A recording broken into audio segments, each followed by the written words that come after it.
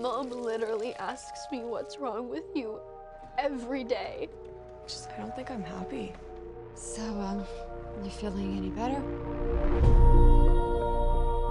Some girls got suspended for something that happened, so I had to go to a different school. What'd they do to you? Come this weekend, come to the party. When is it? Is he coming? She's a big girl. I think she can handle herself.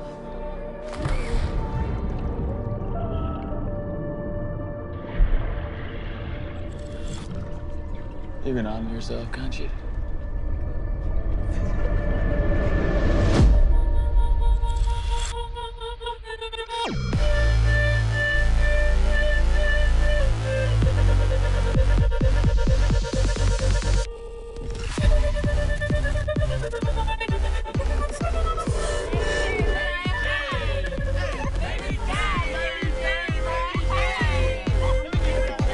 No, we were in the wrong hotel. Just beat me.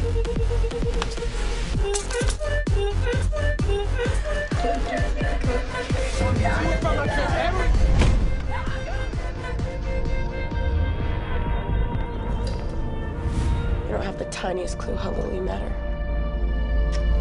Sir, one customer at a time. You think I was happy before I met him? What'd you do? Why do you play?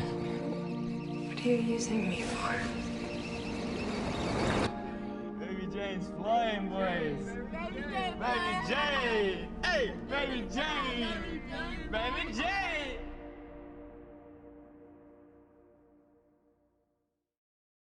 Ladies and gentlemen, boys and girls, children of all ages, we are joined today with the fantastic director of a brand new film named Good Girl Jane, Sarah Elizabeth Mintz, and one of the stars of that film, Patrick Gibson. Hey, hello, guys.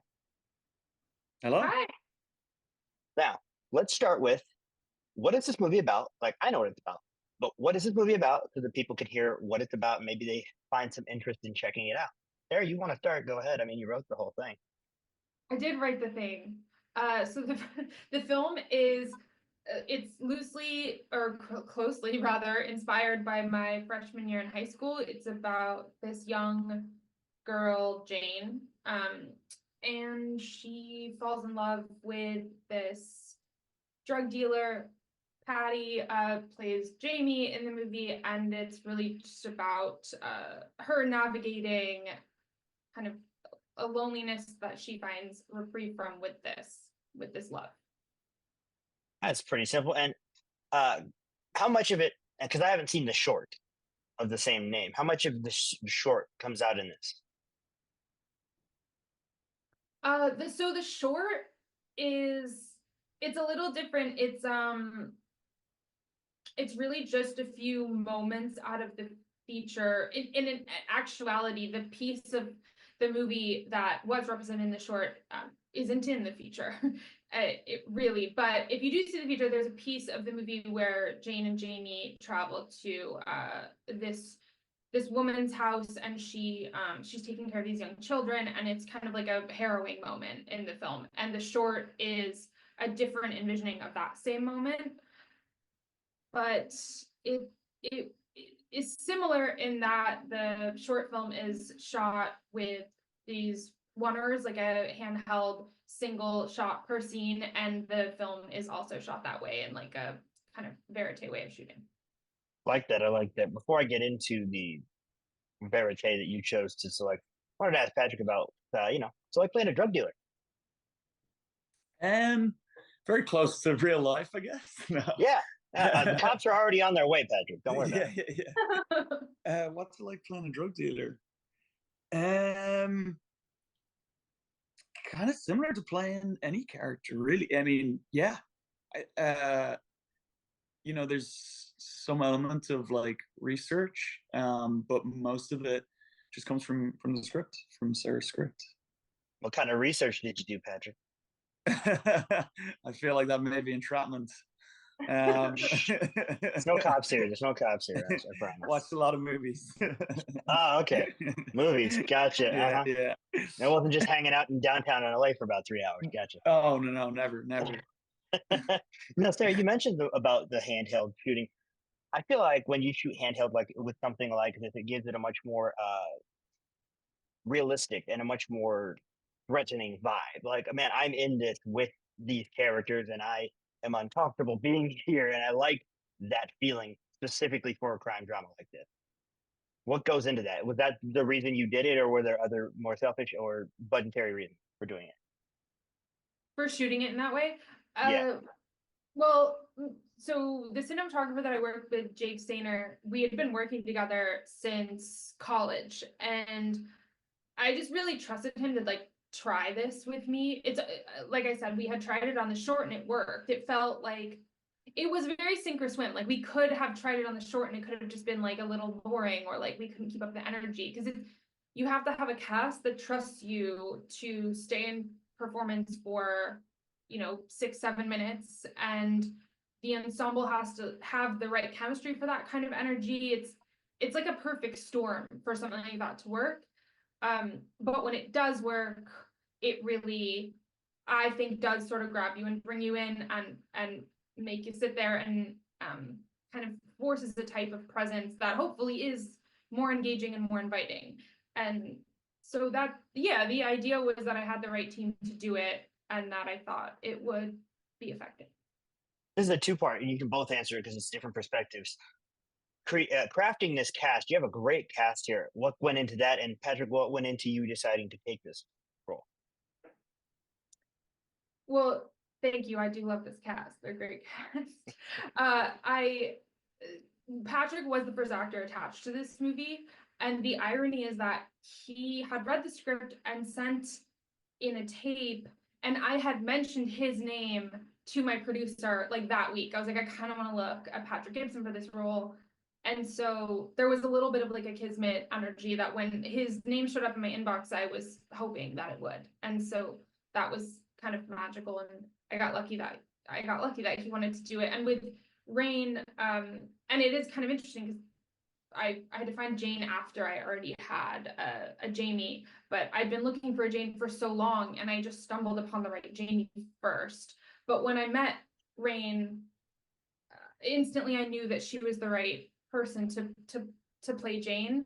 And then there was a round of chemistry tests between the two of them and a few other actors to see if they were the right pair. Nice. I like that. And Patrick, why? I think I remember the first time I read Sarah's script, I was just like slapped awake. It was such an exciting thing to read. I think something that has so much like honesty behind it is a pretty rarefied thing. It's the scariest thing, I think, as a writer to be that vulnerable. And the things I've always been drawn to in writing and books and things are things where you hear or you read something that you thought you were the only person who experienced that. And I think it takes like a real bravery to write something down that you might feel is the most exposing part, but actually it does end up being the thing that people relate to the most. And I think when I first read the script, it was that struck me, and it was so exciting to see that. And I just really wanted to be a part of it from that first moment. I love that. It sounds like this was something that the second it hit your desk, you were in. And I'm glad that you got it, because you knocked it out of the park. You and Rain's chemistry is absolutely, how do I put this? En fuego? On fire? Yeah, you guys are great together. There's a real spark between the two characters. And I love seeing that, because that's what you want out of a story like this, of these two characters. I always ask two final questions before I let anybody go. And I'm going to ask them to you guys, and they're more fun before we do our outro. The first one is, who are some people you guys look to as inspirations that, keep you going daily? Specifically filmmakers? Nope, anything. Could be filmmakers, your family, maybe your mom, whatever. Oh, wow. Love my mom. Don't we all? No, I do. I love my mom. I would say, well, first name, and I always throw this out, but a filmmaker that inspired me a lot, especially when I was in film school, is Joachim Trier. still inspired by his work. Daly, Greg Araki, love Greg Araki, Andrea Arnold. I read a lot of Bret Easton Ellis, I think as a kid from LA. Like, and that, I like, again, as a writer, I'm like, there's something very free and uninhibited about his writing. So I don't know if these are artistic inspirations, not necessarily personal. No, I love it. I love it. That I mean, that question can be answered and interpreted in any way you'd like. So the only thing you can do is answer it honestly. That's what you gave us. Yeah, I think similarly. I mean, honestly, I think my mom and dad, and that's like an interesting thing that has like evolved and changed over time. But definitely, yeah, I think it's interesting as you get older, you gain more perspective on the people that raised you, and it comes with like a new respect and admiration. But then also, there's a writer, Scott McClanahan, who I think wrote a book called The Sarah Book, interestingly, coincidentally, and he just has like a rawness and like a vulnerability that I think I would aspire to bring to my work. And then and also, yeah, Jürgen Trier. I just watched. I remember I watched Worst Person in the World with my mom, and that was like honestly a transformative experience. I think in a lot of ways. I always like watching. Well, I hate it, but I like watching things and reading things that are so inspiring that it's like kind of depressing because I'm like, I'm never going to be able to do that. I cried at New York Film Festival. I cried at the end of Worst Person in the World. I was like, damn it, like this is so good. Yeah. Like it's so inspiring that you just feel kind of like torn from yourself. You're like, how can I even? You gotta keep reading, right? Yeah. I think that movie's great, and I love that you guys both enjoy it so much. Great movie, good choice. Speaking of great movies, this is a really fun question. Everybody get to ask. You only have 2 movies to watch for the rest of your life. What 2 and 1? Oh no. I'm sorry. That's basically like, do you want to ruin your favorite movie for the rest of your life? I know. That's a hard. Well, see, my favorite movie I never get tired of. So. Right. Well, that's yeah. good. I mean, that is true.